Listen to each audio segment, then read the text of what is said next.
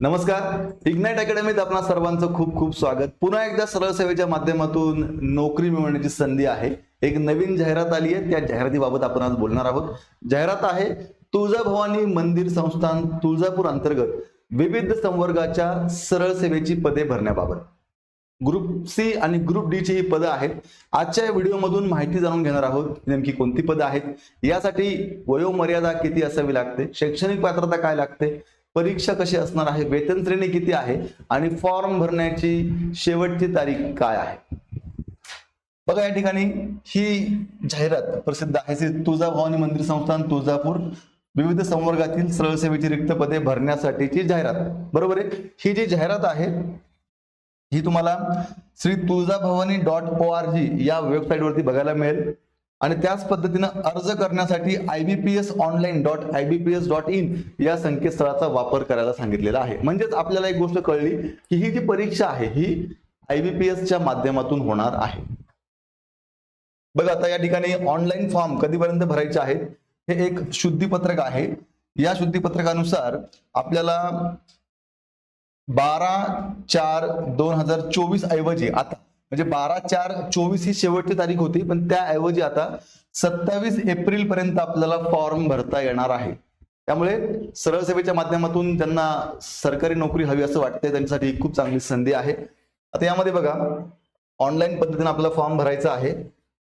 कोणती कोणती पदं आहेत बघा. सहाय्यक व्यवस्थापक, network engineer, hardware engineer, software engineer, लेखापाल, जनसंपर्क अधिकारी, मास मीडिया प्रमुख, अभिरक्षक, भांडारपाल, सुरक्षा निरीक्षक, स्वच्छता निरीक्षक, सहाय्यक जनसंपर्क अधिकारी, सहाय्यक सुरक्षा निरीक्षक, ठीक आहे. त्यानंतर प्लंबर, मिस्त्री, वायरमॅन, लिपिक, टंकलेखक, संगणक सहाय्यक आणि शिपाई अशी वेगवेगळ्या 20 संवर्गातील ही पदं आहेत. पुढे बघा, या ठिकाणी आवश्यक शैक्षणिक पात्रता काय सांगितलेली आहे बघा. जर तुम्हाला सहाय्यक व्यवस्थापकसाठी फॉर्म भरायचा असेल तर तुमच्याकडे कोणत्याही शाखेची डिग्री असणं गरजेचं आहे आणि MSCIT असणं गरजेचं आहे. नेटवर्क इंजिनियरसाठी कोणत्याही मान्यताप्राप्त विद्यापीठाची संगणक अभियांत्रिकीमधील म्हणजेच कम्प्युटर इंजिनिअरिंग मधली डिग्री लागणार आहे किंवा समकक्ष अर्हता लागणार आहे. हार्डवेअरसाठी हार्डवेअर इंजिनियर मान्यताप्राप्त विद्यापीठाची संगणक अभियांत्रिकीमधील पदवी किंवा समकक्ष अर्हता. सॉफ्टवेअर इंजिनियरसाठी मान्यताप्राप्त विद्यापीठाची संगणक अभियांत्रिकीमधील पदवी किंवा समकक्ष अर्हता. लेखापालसाठी मान्यताप्राप्त विद्यापीठ किंवा मंडळातून वाणिज्य शाखेतील पदवी, ठीक आहे, म्हणजे अर्थात ज्याला आपण कॉमर्स म्हणूया, आणि MSCIT परीक्षा उत्तीर्ण असणं गरजेचं आहे.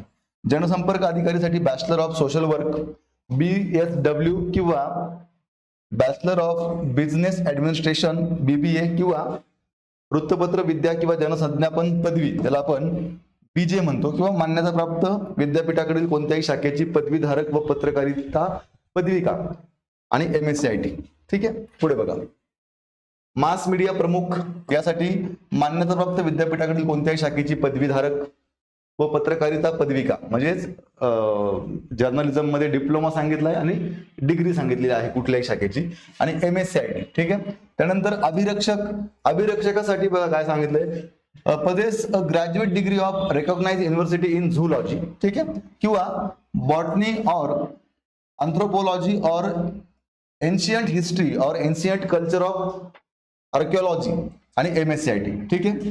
त्यानंतर भांडारपाल मान्यताप्राप्त विद्यापीठाकडील कोणत्याही शाखेची पदवीधारक आणि MSCIT परीक्षा, ठीक आहे, आणि टायपिंग सांगितलंय, मराठी टायपिंग 30 आणि इंग्रजी टायपिंग 40 असं सांगितलेलं आहे या ठिकाणी. त्यानंतर सुरक्षा निरीक्षक मान्यताप्राप्त विद्यापीठाकडील कोणत्याही शाखेची पदवीधारक, ठीक आहे. त्यानंतर पुरुष उमेदवारांची उंची लागणार आहे 165 सेंटीमीटर, छाती न फुगवता 79 सेंटीमीटर आणि फुगवण्याची क्षमता ती 5 सेंटीमीटर असणं आवश्यक आहे. महिलांची उंची लागणार आहे 157 सेंटीमीटर, ठीक आहे.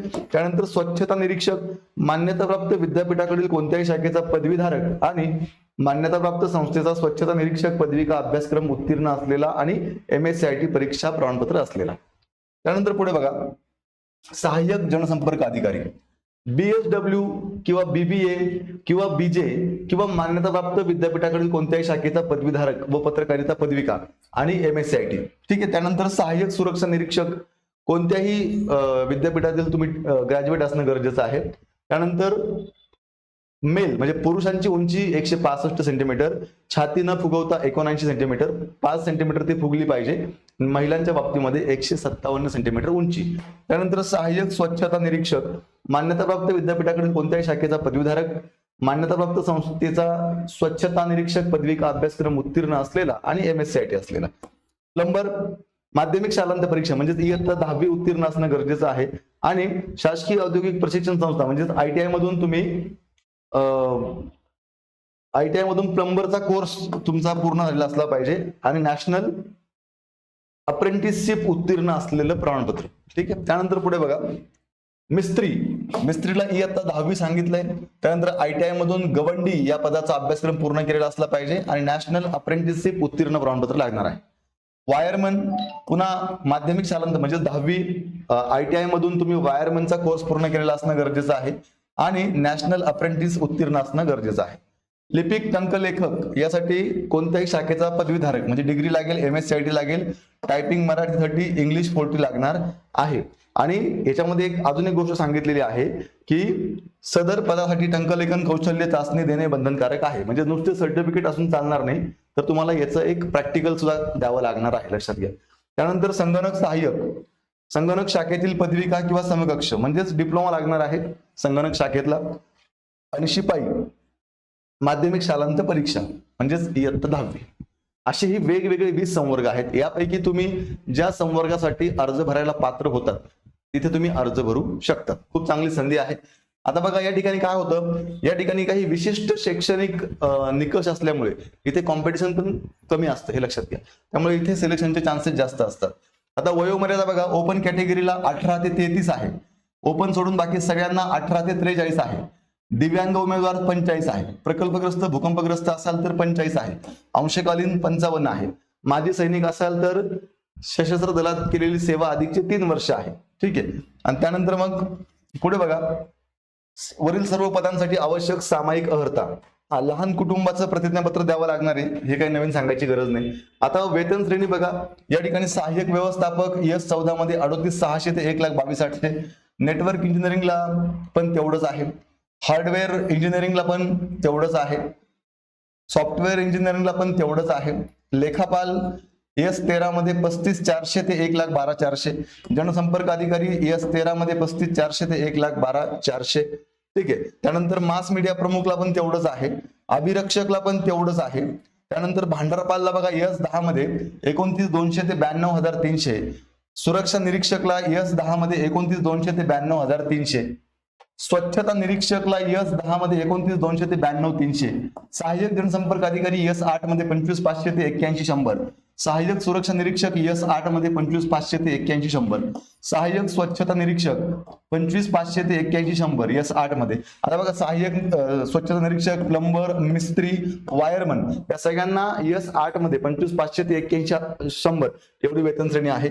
लिपिक टंकलेखक S6 मध्ये 19,200 ते 63,200. त्यानंतर संगणक सहाय्यक S6 मध्ये 19,900 ते 63,200 आणि शिपाई S1 मध्ये 15,000 ते 47,600 ही आहे वेतन श्रेणी. यानंतर बघा, आता ही परीक्षा जी आहे ही ऑनलाईन पद्धतीने घेतली जाणार आहे. IBPS परीक्षा घेणार आहे आणि ज्या परीक्षेचा दर्जा हा ग्रॅज्युएशनचा आहे त्याच्यामध्ये मराठी व इंग्रजी ह्या प्रश्नांचा दर्जा इयत्ता 12वीचा असेल. त्यात आपण पुढे बघूया सगळं. बघा, आता सरळ सेवेने भरावयाच्या पदांच्या परीक्षेचं स्वरूप. आता बघा, ही सरळ सेवा आहे. याच्यामध्ये मराठी कंपल्सरी असणार आहे, इंग्रजी कंपल्सरी असणार आहे, गणित बुद्धिमत्ता कंपल्सरी आहे आणि GS कंपल्सरी आहे. म्हणजे हे 4 सेक्शन ते कंपल्सरी आहे. आणि ज्या पदाला तांत्रिक शिक्षणाची गरज आहे म्हणजेच टेक्निकल सिलेबस आहे तिथे मात्र टेक्निकलचा तुम्हाला काही वेगळे प्रश्न आहेत, समजून घ्या. आता या ठिकाणी सहाय्यक व्यवस्थापकचा विचार केला आपण तर मराठी 25 क्वेश्चन, इंग्रजी 25 क्वेश्चन, सामान्य ज्ञान 25 क्वेश्चन, गणित बुद्धिमत्ता 25 क्वेश्चन असे झाले 100 क्वेश्चन 200 मार्कांसाठी आणि 2 तास तुम्हाला पेपर सोडवायला वेळ मिळणार आहे. ठीक आहे. त्यानंतर बघा, आता हे सांगायची गरज नाही प्रत्येक वेळेस की या ठिकाणी मराठी इंग्लिश हे 12वीच्या बेसवरती असेल आणि सामान्य ज्ञान आणि गणित बुद्धिमापन हे डिग्रीच्या लेवलचं असेल. आता प्रश्न विचारताना मराठीचे प्रश्न मराठीमध्ये, इंग्लिशचे प्रश्न इंग्लिशमध्ये, सामान्य ज्ञान आणि गणिताचे प्रश्न मात्र मराठी आणि इंग्लिश अशा दोन्ही भाषेमध्ये असणार आहेत. चला पुढे. आता पुन्हा ह्या गोष्टींचा मी उल्लेख नाही करणार. आता फक्त आपण समजून घेऊया. आता इथे नेटवर्क इंजिनिअरिंगला कसं आहे, नेटवर्क इंजिनिअरिंगला 15 मराठी, 15 इंग्लिश, 15 गणित बुद्धिमत्ता, 15 जीएस म्हणजे 60 प्रश्न झाले आणि 40 प्रश्न तांत्रिकचे आहेत. असे एकूण 100 प्रश्न 200 मार्कांसाठी. पेपर सोडवायला 2 तास आहे. त्यानंतर पुन्हा इथे बघा हार्डवेअर इंजिनिअरचा विचार केला तर सेम तसंच आहे, 15 15 15 15 आणि 40 असे 100 क्वेश्चन 200 मार्कांसाठी 2 तास. त्यानंतर सॉफ्टवेअर इंजिनिअरचा विचार केला 15 मराठी, 15 इंग्लिश, 15 गणित बुद्धिमत्ता, 15 जीएस आणि 40 टेक्निकलचे 100 क्वेश्चन 200 मार्कांसाठी 120 मिनिटं.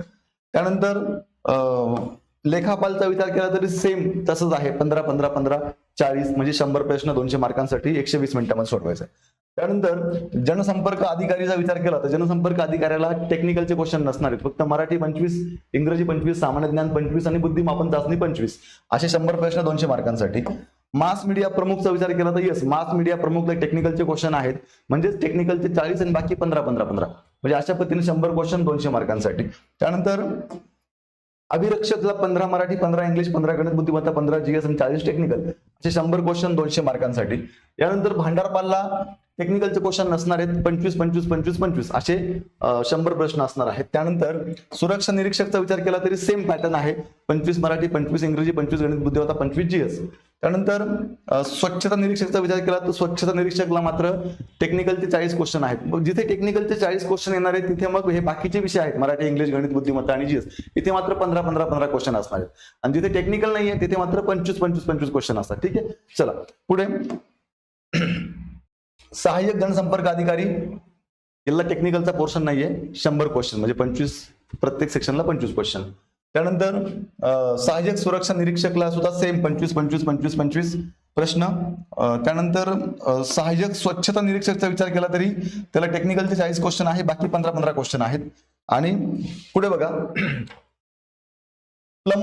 प्लंबरला मात्र 40 क्वेश्चन त्या ITI लेवलचे आहेत आणि बाकी 15 15 15 15 आहेत, म्हणजे गणित 15, इंग्लिश 15, मराठी 15 आणि सामान्य ज्ञान 15. ठीक आहे, प्रत्येक पेपरला 2 तास तुम्हाला वेळ मिळणार आहे. त्यानंतर मिस्त्री बघा, मिस्त्रीला पण या ठिकाणी 100 क्वेश्चन आहेत, त्यातले 40 क्वेश्चन टेक्निकलचे आहेत.